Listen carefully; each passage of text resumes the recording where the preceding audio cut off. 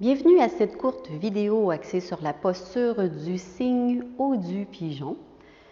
Je vous invite à vous installer une posture de la table. Vous pouvez avoir besoin de une ou deux couvertures, plus un ou deux blocs, dépendamment de votre condition physique.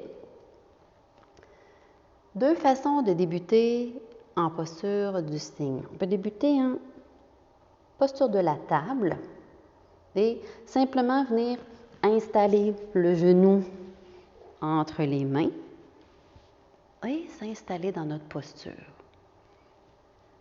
Ou également, à partir de la posture chien tête en bas,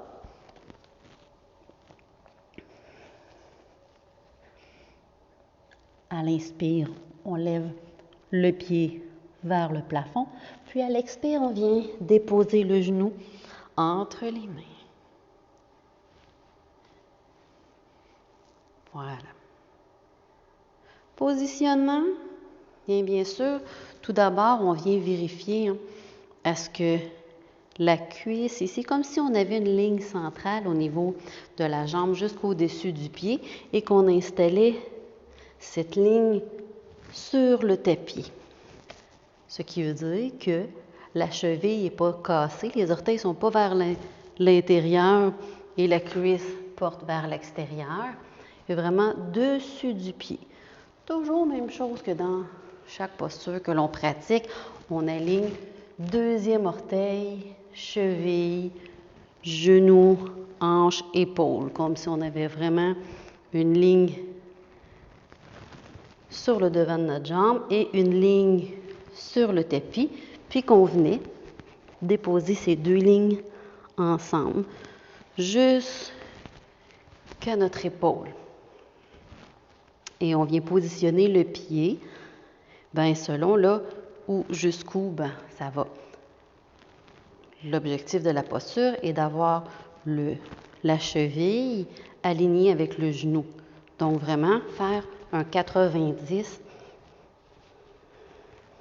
avec notre jambe, puis de garder l'alignement ici avec nos deux mains alignées aussi. Épaules. Et ça. Du point de vue de l'autre côté, on vient s'installer, même chose, toujours le même alignement. Sauf que souvent, au début, on peut se retrouver avec, quand on corrige notre alignement, avec un espace ici. Puis que si on dépose le bassin au sol, là, la ligne, justement, n'est plus adaptée. On se retrouve plutôt axé de cette façon-là sur le côté de la jambe que sur le dessus, parce que il y a la flexibilité aussi du tronc et l'ouverture de la hanche qui est à travailler. Donc, à ce moment-là, dépendamment de la hauteur, si une fois alignée, je suis plutôt comme ça, je viens déposer un bloc sous le fessier, mais la cuisse aussi, principalement là, vers la cuisse. Puis c'est là que je vais trouver mon alignement. Je vais savoir où déposer mon accessoire ou ma couverture si j'ai besoin de moins d'épaisseur que l'épaisseur du bloc. Et évidemment, la couverture, on sait que on peut y aller avec plusieurs épaisseurs. On peut aller chercher la même épaisseur que le bloc. Puis de plus en plus, en pratiquant, en gagnant en flexibilité, on diminue l'épaisseur de la couverture pour diminuer encore, puis jusqu'à ne plus en avoir de besoin. J'ai débuté avec les blocs, ensuite j'ai transféré avec la couverture, puis maintenant j'arrive à m'aligner dans la posture sans les accessoires, mais encore là, ça dépend aussi des journées, comment ça se produit. Puis pour savoir si quand je suis dans ma posture, c'est comme, est-ce que je suis alignée ou est-ce que, tout simplement, on utilise les deux os ici, les deux os, on vient toucher, puis on veut les aligner sur une même ligne. Donc, si je suis plus déposée sur un côté ou l'autre, je vois bien que mes os ici ne sont pas alignés, donc sur une même ligne parallèle. Épaules également. Fait que, si je suis dans ma posture, bien, je vais tout de suite le savoir parce que de face, ce que ça donne, c'est que je suis alignée et bien, mon épaule est plutôt sur un côté ou plus un penchant sur l'autre. Et moi, ce que je veux, c'est vraiment d'avoir les articulations alignées sur une même ligne parallèle. Je n'ai pas une épaule qui est plus devant que l'autre. Même ligne. Les os du bassin, j'en ai pas un plus aligné en avant que l'autre. Même ligne. Et là, j'ajuste les accessoires. Donc, si je me retrouve comme ça, ben, dans ce sens-là, ça donne, je compense, donc je m'en viens plus de ce côté-là, ou je suis plus comme ça, ben, j'utilise l'accessoire que je dépose sous le fessier afin de corriger. Ben, je dis fessier, là, mais bonne partie de la cuisse. J'ai aligné mon corps et je suis prête à aller dans ma posture du cygne. Une fois le bas du corps aligné, les mains sont aussi sur une ligne parallèle. Donc, je n'ai pas une main qui est plus devant que l'autre parce que c'est là que j'ai l'épaule plus devant. Je viens simplement plier les coudes. Toujours même chose, hein, les oreilles sont loin des épaules, fait que les épaules poussent vers le bas. Comme dans notre posture du cobra, c'est mes mains qui poussent vers l'arrière. Donc, mon dos cambre. C'est ça. Cœur en ouverture. Je peux rester ici un moment, puis je viens que j'ai déplacé mon pied plus haut pour travailler ma posture, puis je peux aussi apporter les mains davantage vers moi pour pousser comme dans mon cobra vers l'arrière. Donc, je ne pousse pas vers le plafond, je garde mon bassin au sol.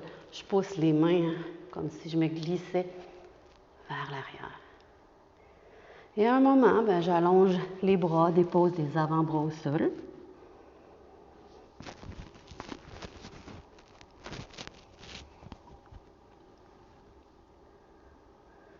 Puis, à un moment, je peux aussi venir déposer mes mains comme appui pour mon front.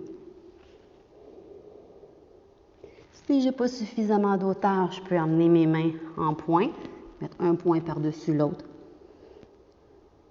pour plus de hauteur. Je peux évidemment utiliser bloc selon la hauteur dont j'ai besoin.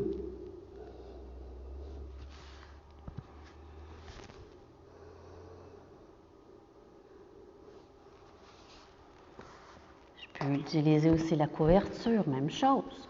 Je la plie selon ce dont j'ai besoin.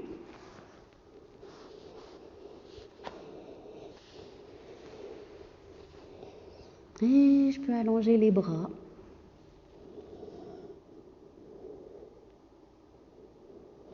Et éventuellement, je vais retirer les accessoires et déposer mon front au sol.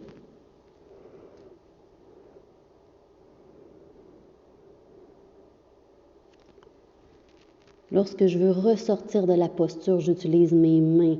Donc, une main vers moi, l'autre main vers moi. Pousse. Je marche avec mes mains, je les utilise comme appui. Je viens déposer ma main sous la cuisse. Je laisse mon pied sur le sol, puis je glisse. J'apporte les deux pieds vers l'avant et je balance de gauche à droite. Voilà. Donc, souvenez-vous que toutes les séquences, toute l'utilisation des accessoires que je démontre pendant les postures de méditation active, vous les utilisez.